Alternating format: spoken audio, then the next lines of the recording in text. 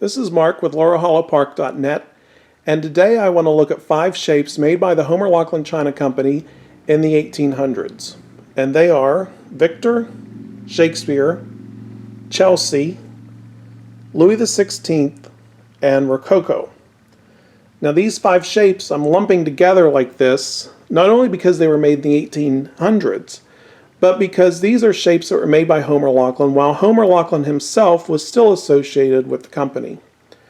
The Victor shape comes from 1881, and you can see on this covered dish in the back it has a little crown-like finial. That was the original finial used in the design, and it was replaced by the more open finial which resembles the handles that are on the pieces. These handles are more like bundles of reeds in their modeling. You can look at the sauce boat here. And Victor's unusual in that it also had a corresponding line of toiletware. We have a brush face and a covered soap dish. In fact, this is the only Homer Laughlin shape that has both dinnerware and toiletware in the same design. And here's a teapot and of course a large jug. Victor is going to be marked with a, let's see how it's marked. It's got the eagle over lion, and it says Premium Stone China Homer Laughlin.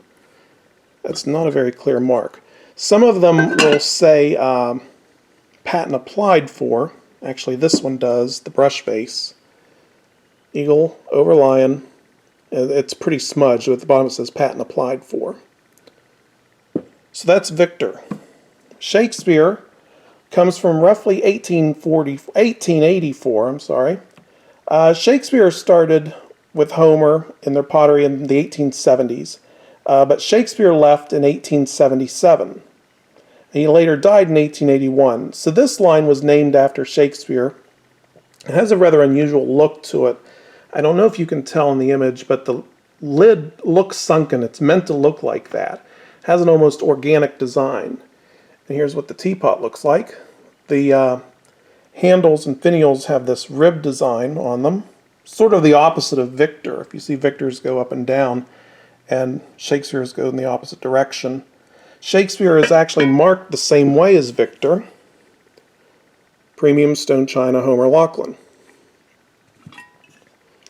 The next shape is Chelsea.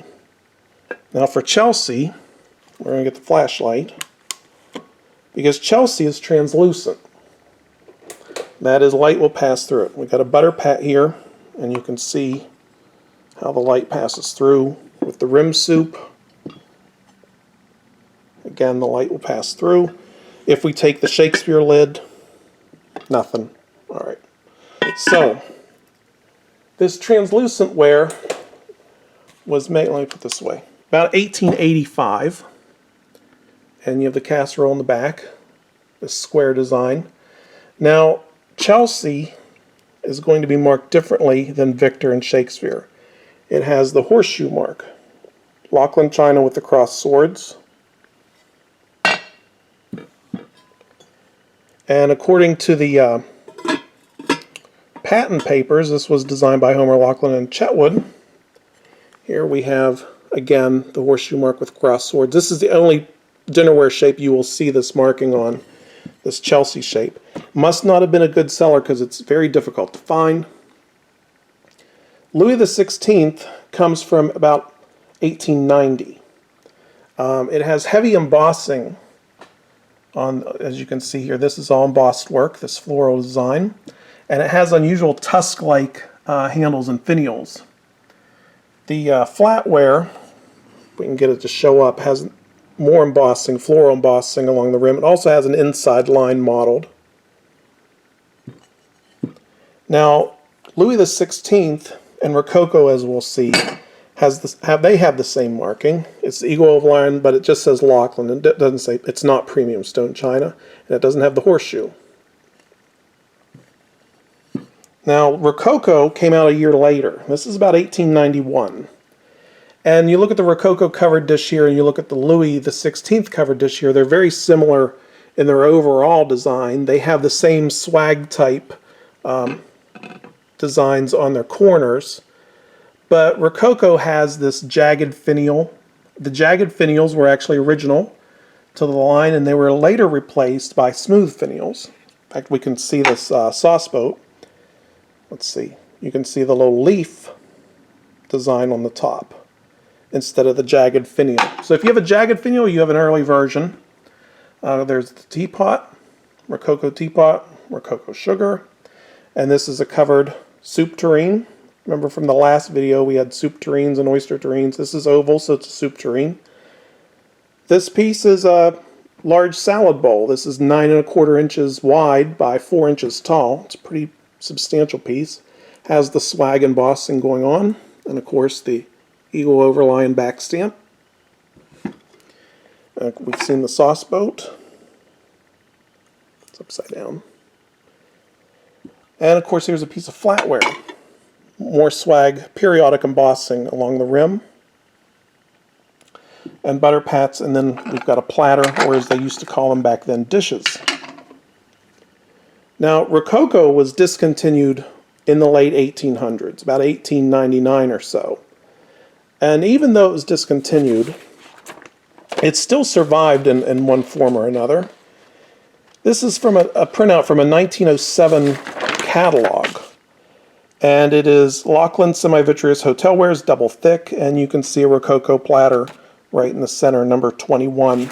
Also in their generic cups and saucers, the Rococo teacup and saucer was listed as number 15, and the number 16 is actually the Rococo cup and saucer.